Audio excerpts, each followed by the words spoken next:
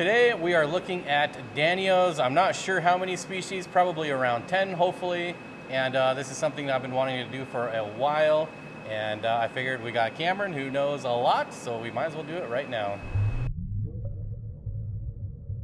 All right, so this is my first time seeing the Blue Moon Danio, and I love them. What can you tell us about them? Well, that's because you only see them once in a blue moon. So I have some of these guys at home. They are really cool. I will say that they're not the most colorful Danio, but they are strikingly patterned. So what you're seeing here with kind of that gold and then those weird like quotation marks and that stripe on the tail really comes out in the home aquarium. The word, line, think about it, contrast, there we go, is really striking. I really like these guys. They seem to be really peaceful for a big Danio as well. Some of the guys like Dangila or even occasionally Devario that's having a bad day can certainly shove some stuff out of the way, but these guys I've had really good luck alongside smaller Danios even. There's a stowaway zebra Danio there in the background who's just fat and happy. Really interesting Danio. This is, truthfully, this batch is the first time I've ever seen this fish. I really like them, and what they might not have in like the iridescent reds that you might be used to from a Danio, they more than make up for in color, or excuse me, in pattern and personality. They're a really neat fish. Max out maybe just a little bit larger than the biggest specimens that we have in here. All right, now one of my favorites, the Mustache Dano. What can you tell us about these? I love this fish, Danio dangila, or as I like to call them, Danio danglia, the dangly Danio. These guys are really fast moving. What they will typically get is kind of like a chain link pattern on them, which is gold, and it'll be a really nice pink color. As you can tell, these guys are great dithers. Sometimes we'll use them in instances like this to keep meaner cichlids from pounding on each other. It's something like, hey, I'm in your airspace, get out of my way. Really helps keep the cichlids off each other, and a lot of the time the cichlids play ball as well, and you can see even the fins on these guys are great. The feeding response is impeccable on these. You could throw a lot of insects or flake or whatever you feasibly would want to at the surface of the water, and it is going to be an explosion. I can actually grab some flake if you like. Yeah, let's show it off. It's great. I think this is an absolutely fantastic Danio. I have shamefully not gotten around to keeping these myself. I've kept some very similar fish.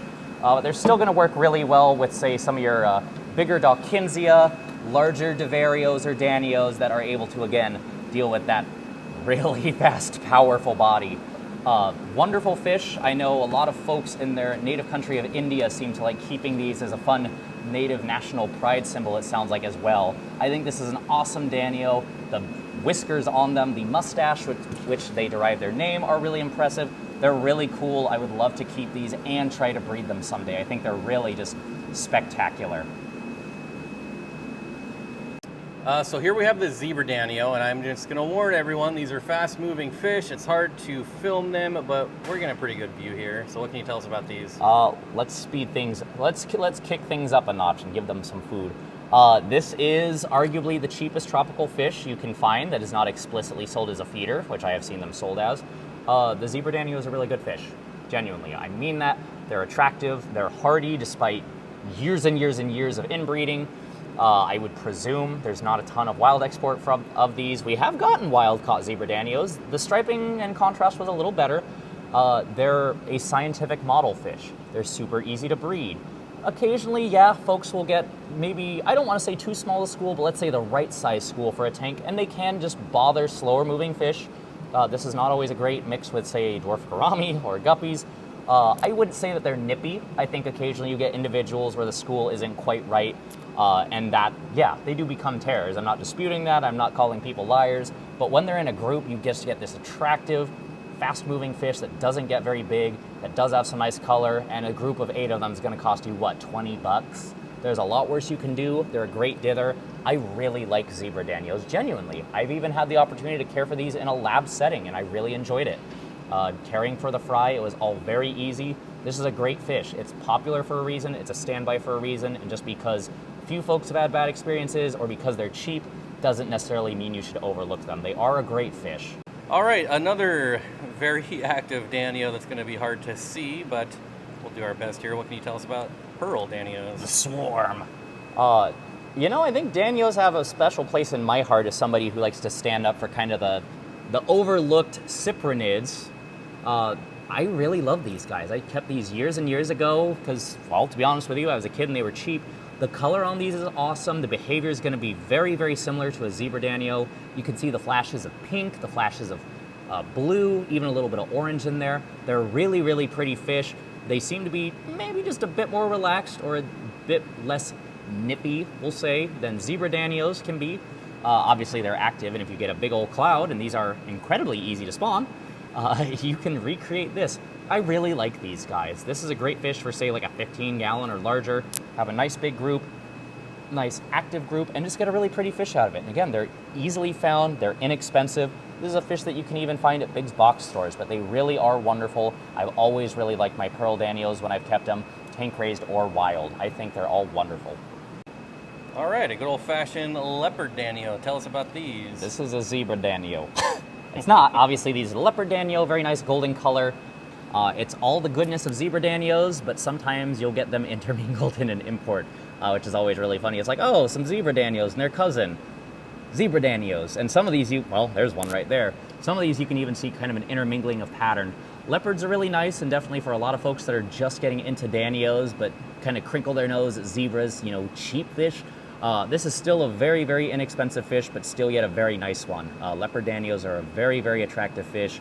Still have the same checks, very hardy, very active, very pretty, very easy to breed. One of my favorite Danios, the Tinwing. What can you tell us about these? This fish is great. So we are lucky enough to get these as tank raised specimens. Oftentimes we'll get them wild caught, but they seem to be seasonal, and they tend to not stick around very long. So it's one where if we have it, get it while it's here, because they'll be gone really soon. Tinwings are fantastic. They are a truly nano Danio. They stay smaller than zebras, maximum size of about an inch. You can see kind of that chain link pattern along the sides, that really nice gold with the leopard patterns within. Extremely peaceful. I've even seen these kept alongside, say, like micro rasboras like Chili's or Phoenix or stuff like that, and they tend to do well. Ditto for things that are similar size like emerald eye rasboras or small loaches even.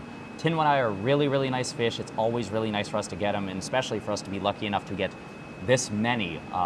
Sounds like a lot of the time when they're imported, suppliers have to kind of divvy them up amongst people. So we're lucky to get a nice, big, healthy, attractive cloud of them like this. Would you say these are also easy to spawn?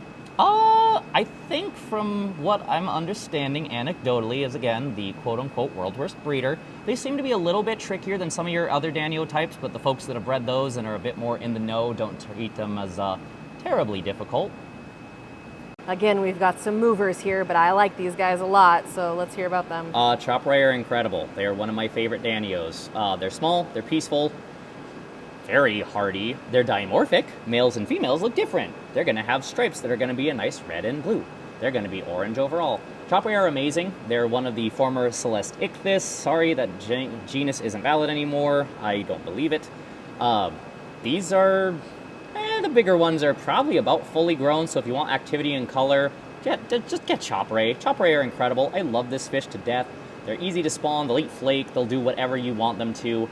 I've kept these many times over the years. I keep coming back. I love glow light Danios. They really are. This is the worst this fish will look. Take them home, put them amongst plants, and just love them. It's an awesome, awesome little nano fish.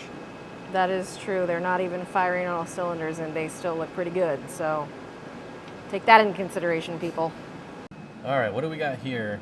So these are going to be the dwarf spotted Danio, Danio nigrofasciatus. These guys are most assuredly a true microfish. These guys are going to get not even an inch.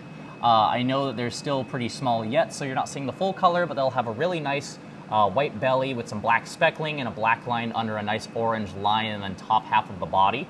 Very peaceful, a little bit more sedate than, say, like a zebra Danio for those that don't like the constant swarm of activity for some of those larger guys. Awesome little nano fish. I've had really good luck keeping these guys alongside stuff like Vietnamese white clouds and a few rice fish types, and I really like them. The orange really shows through when they're adults, and just given how tiny they are and how they stay so close to the surface, I think it fills out a really interesting niche, especially for people looking for something to fit like the top water area of the tank. But they're just an awesome little Danio you don't see very much. All right, folks, there you go. I hope you liked the Danios. I know I did. What do you think about Danios? What's your real thought? I really like them. Same with barbs. It's kind of a peanut butter and jelly combo where if you like one, it's real easy to like the other, to intermingle them, especially, as I say a lot, If you like them, you can, as long as you choose correctly, as long as you stock well, keep a lot of different species together as one big colorful ball, so long as nobody's too big or too feisty for others. Big fan, that's why I have a ton at home. Perfect. All right, be sure to go to wetspotTropicalFish.com, use code Steenfott10 for 10% off, and we'll see you in the next video.